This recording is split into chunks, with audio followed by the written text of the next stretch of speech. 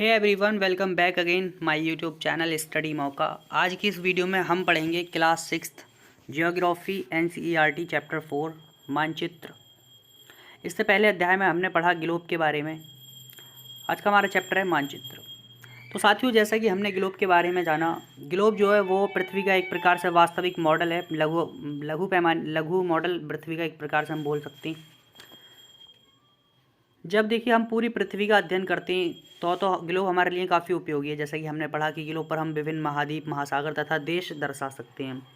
परंतु अगर हम देखिए पृथ्वी के किसी एक भाग, जैसे कि अपने देश, राज्य, जिलों या शहरों एवं गाँव के बारे में हम अगर पढ़ना, अध्ययन करना चाहें, तो ग्लोब जो है वो हमारे लिए इतना उपयोगी साबित नहीं होगा, क्योंकि हम उसे ग्लोब पर नहीं दर्शा सकते। इसलिए ऐसी स्थिति में हमको मानचित्र की आवश्यकता होती है।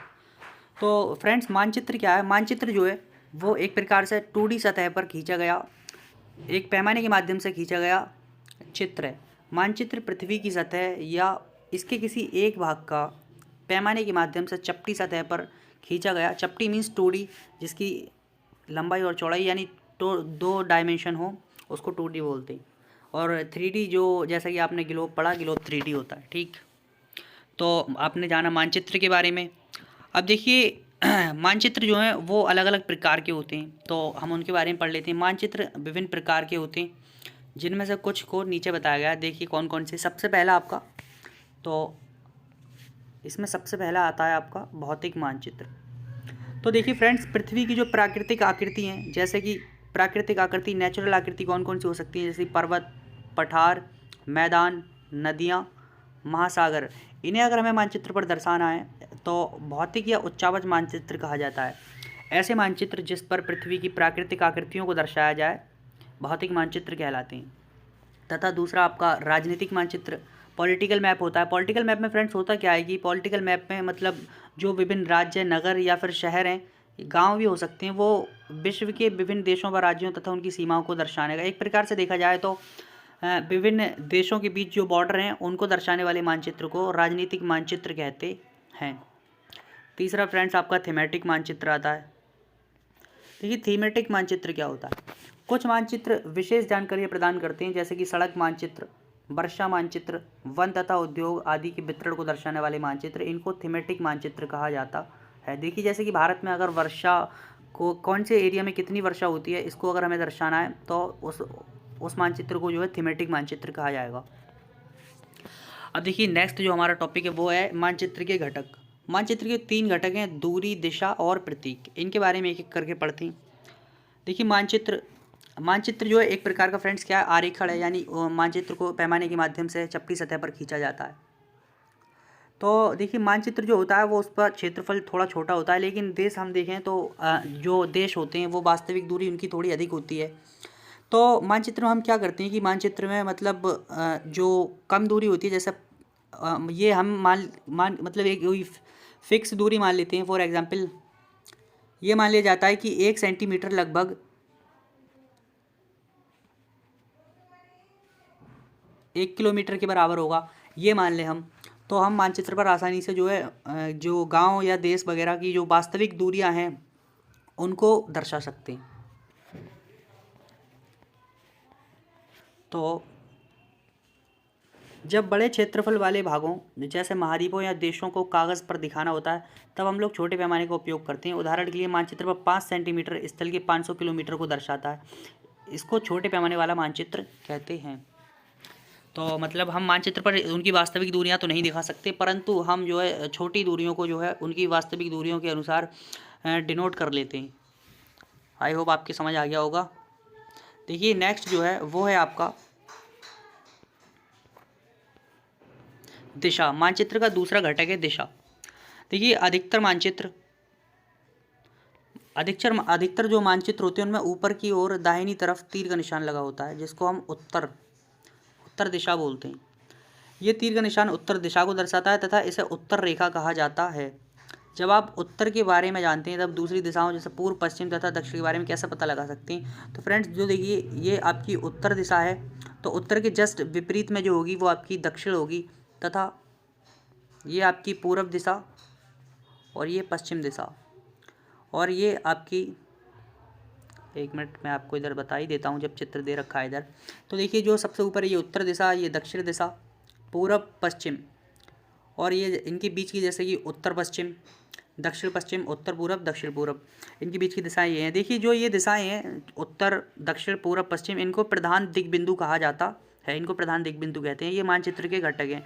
इनसे हम पता लगा सकते हैं कि कौन सी जो एरिया है वो पूरब में, पश्चिम में, या फिर उत्तर पश्चिम और कौन सी दिशा में है। प्रधान दिग्बिंदु की सहायता से हम पता लगा सकते हैं। तो मानचित्र का दिशा जो एक महत्वपूर्ण घटक है। अब देखिए ये क्या है, ये आपका कंपास, इंग्लिश में इसको हम कंपास बोलते हैं या दिक् सूचक बोलते हैं। ये एक प्रकार का अंतर है जिसकी सहायता से हम दिशाओं को जानकारी प्राप्त कर सकते हैं। दिशाओं की जानकारी कैसे प्राप्त कर सकते हैं, क्योंकि इसकी जो चुंबकीय सुई होती है उसकी दिशा हमेशा उत्तर और दक्षिण दिशा में रहती है। अब देखिए मानचित्र का तीसरा घटक है आपका प्रतीक। देखिए किसी भी मानचित्र पे जो है हम अगर किसी स्थान को दर्शाना है तो हम ज्यों की त्यों इमेज नहीं लगा सकते, इसलिए हम विभिन्न स्थानों को जो है कुछ प्रतीकों से डिनोट कर देते हैं। इनको हम प्रतीक बोलते हैं, ठीक है। जैसे कि आप यहाँ पर देख सकते हैं, देखिए रेलवे लाइन, बड़ी लाइन, रेलवे लाइन में भी देखिए बड़ी line, metre line, railway station, इनको हम इस प्रकार से इन प्रतीकों के द्वारा डिनोट करते हैं, ठीक। इसी प्रकार सड़कों को, पक्की सड़क देखिए सीधी 2 रेखाओं से, और ये डॉटेड रेखाओं से, सीधी 2 डॉटेड रेखाओं से कच्ची सड़क। तो इस प्रकार से हम मानचित्र प्रतीकों का उपयोग करते हैं मानचित्र पर अपनी जो है थोड़ी सुविधा के लिए। इन प्रतीकों को रूढ़ प्रतीक कहते हैं, और ये जो होते हैं वो अंतर्राष्ट्रीय सहमति के द्वारा बनाए गए हैं। मतलब ये अंतर्राष्ट्रीय स्तर पर बनाए गए हैं और ये सभी मानचित्र पर वैध हैं, वैलिड हैं। अगर हम कहीं भी जाएं तो इस प्रकार के प्रतीक हमें देखने को मिलेंगे किसी भी देश के मानचित्र पर। अब देखिए, अब पढ़ते हैं हम रेखा चित्र के बारे में। एक नया टॉपिक है आपका रेखा चित्र। रेखा चित्र क्या है फ्रेंड? रेखा चित्र मतलब एक प्रकार से एक आरेखण है जो पैमाने पर आधारित ना होकर याददाश्त और स्थानीय प्रेक्षण पर आधारित होता है। फॉर एग्जाम्पल पहले क्या किया जाता था कि एक कागज़ पर, अगर जैसे मान लो आपको जाना है, अपने मामा के घर जाना है, तो आपको एक कागज़ पर अगर आरेखण बना के दे दिया जाए, जैसे कि आप बेटा जाएँ, सबसे पहले इधर इस दिशा में जाएंगे उत्तर, फिर उत्तर में जाएंगे तो आपको कह दिया जाए कि यहाँ पर बस स्टैंड है, ठीक। उत्तर में बस स्टैंड, फिर बस पकड़ने के बाद आप जो है इधर पूर्व की ओर चले जाएं, फिर यहाँ पर उतरें आप, ठीक, और फिर इधर को चले जाएं उत्तर की ओर, फिर मुड़ जाएं, उत्तर के बाद दक्षिण चले जाएं, पश्चिम चले जाएं, और पश्चिम के बाद फिर आप ये मामा घर आ जाएं दक्षिण की ओर। तो इस प्रकार से हम इसको आरेखण बोलते हैं। यानी बिना पैमाने की सहायता से जब एक आरेख खींचा जाता है तो उसको रेखाचित्र या रेखाचित्र मानचित्र कहते हैं, ठीक है। आरेखण कहते हैं, रेखाचित्र कहते हैं, एंड खाका क्या होता है फ्रेंड्स? खाका जो होता है वो एक छोटे क्षेत्र का बड़े पैमाने पर खींचा गया चित्र, रेखाचित्र खाका कहलाता है। एक बड़े पैमाने वाले मानचित्र में हमें बहुत सी जानकारी प्राप्त होती है, लेकिन कुछ चीज़ ऐसी होती हैं जिन्हें हम कभी कभी जानना चाहते हैं, जैसे कि कमरे की लंबाई चौड़ाई, तो इसको हम मानचित्र में नहीं दिखा सकते। ऐसे हम इसके लिए हमें खाके की ज़रूरत पड़ेगी, जैसे खाका कहा जाता है। मतलब बड़े पैमाने पर छोटे एरिया का खींचा गया जो रेखा चित्र होता है उसको खाका कहते हैं। तो फ्रेंड्स, आपने आज की इस वीडियो में पढ़ा मानचित्र के सभी घटकों के बारे में, मानचित्र के प्रकार के बारे में। आई होप ये वीडियो आपके समझ आई होगी। मानचित्र के 3 घटक कौन कौन से हैं, प्रधान दिग्बिंदु कौन कौन से, ये आप सब इनके प्रश्नों के उत्तर दे सकते हैं, ठीक है। वृक्षों के वितरण को दर्शाने वाला मानचित्र कौन सा है? तो देखिए किसी भी चीज़ के वितरण को दर्शाने वाले मानचित्र को थीमेटिक मानचित्र कहते हैं, जैसे कि मैंने बात की, ठीक है। नीले रंग का इस्तेमाल किसके लिए किया जाता है? तो नीले रंग के जलाशयों के लिए किया जाएगा।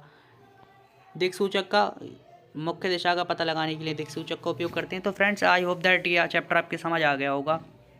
देखिए अब फिर 6th NCERT का अगला चैप्टर हम आपके लिए अगली वीडियो में लेकर आएंगे। तब तक के लिए धन्यवाद।